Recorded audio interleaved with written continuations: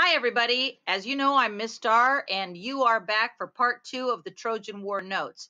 Where did we leave off? Well, the last thing we talked about was that Odysseus was being forced to go to war to get Helen back for King Menelaus. But we all know his heart really isn't in it, but he's forced to do so because of the oath that he swore that he created years and years ago when he was one of Helen's suitors himself.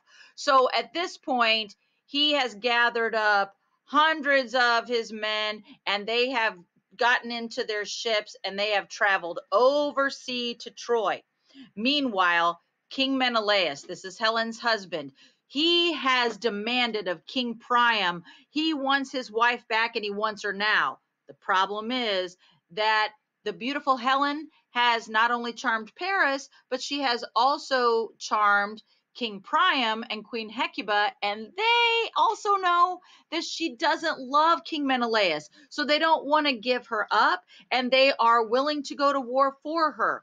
However, let's remember this woman's name. Her name is Cassandra. She's Paris's sister. She has the ability to see into the future, and she predicts that if they go to war, this is going to be a terrible disaster for Troy.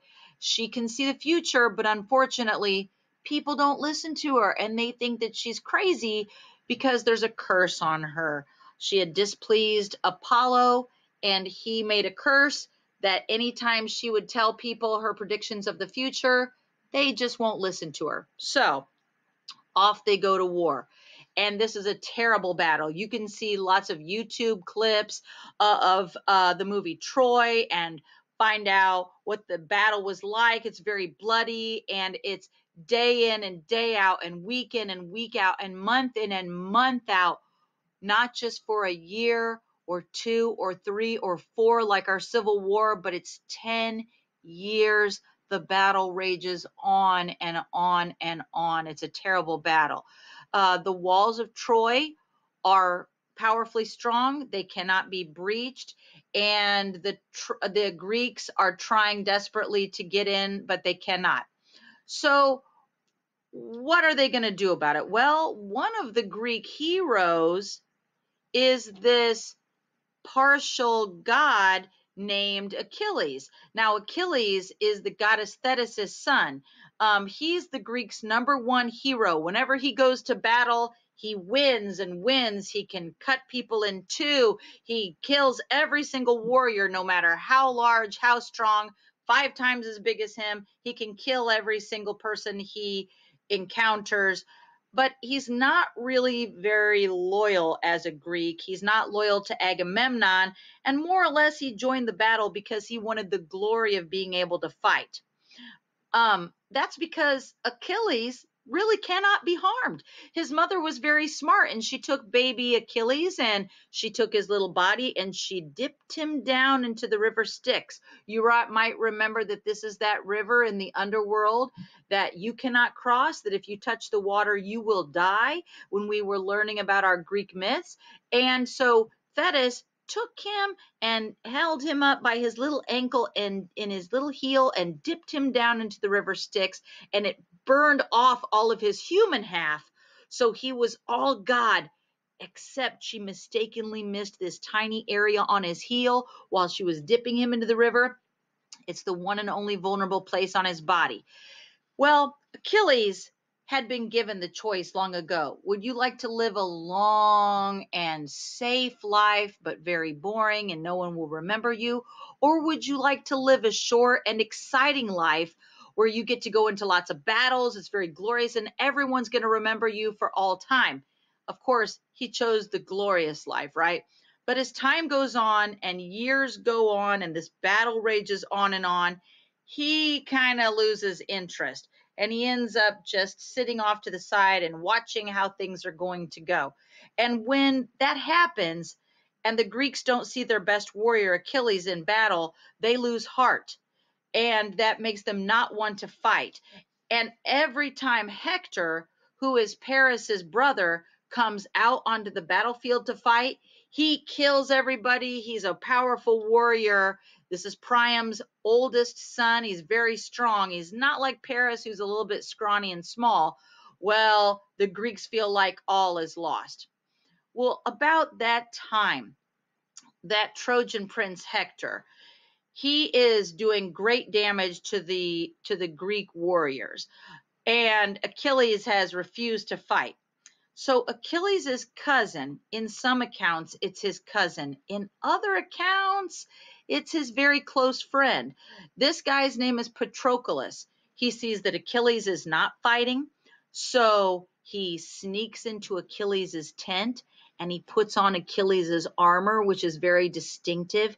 And then he says, if I go into the battle disguised as Achilles, and I fight, this will help the Greeks to have heart again and they will be inspired to fight.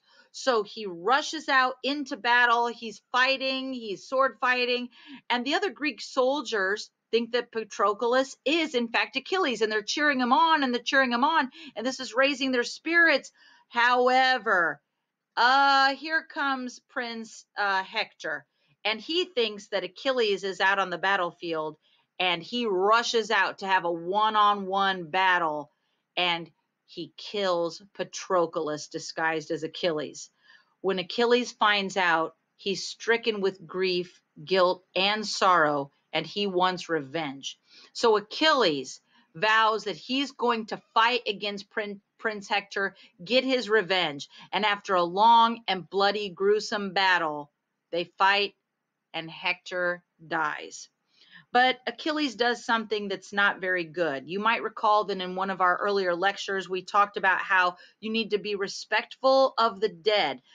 What Achilles does to disrespect Hector's body is he ties up his legs, then attaches him to his chariot, and he drags it around and around and around the battlefield, back and forth in front of the walls of Troy, while King Priam, Queen Hecuba, Paris, Helen, they all see this body being dragged back and forth. This is so disrespectful.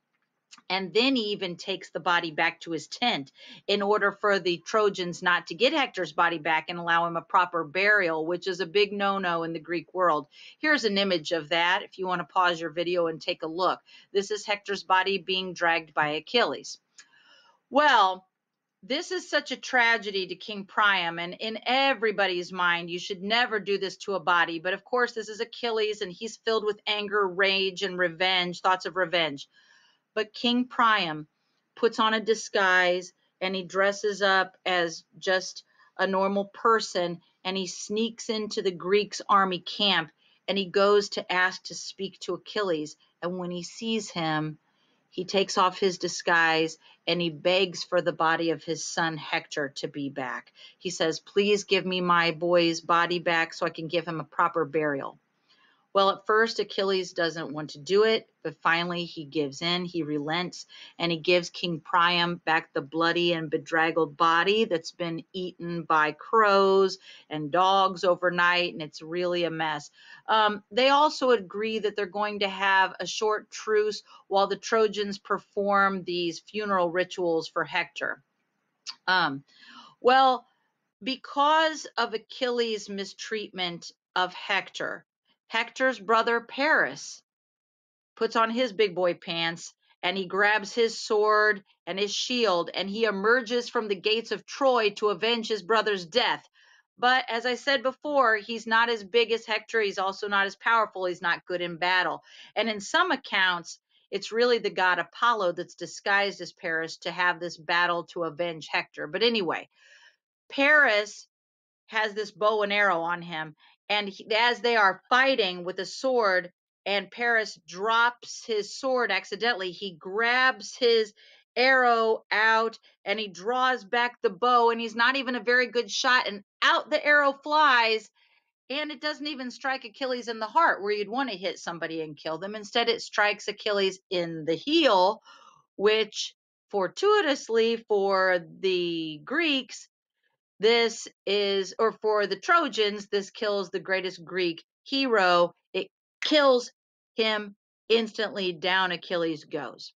Thus, the prophecy about Achilles comes true, that he's had a short and glorious life, and his name is going to live forever. That's the picture of the arrow going directly into the one vulnerable spot, his ankle, his heel. So As I said before, this has been 10 years, and the Greeks have been unable to defeat the Trojans. And Odysseus begins to rack his brain. The one thing we need to know before we read the Odyssey is that Odysseus is brilliant. He's very clever. He really has the ability to be cunning.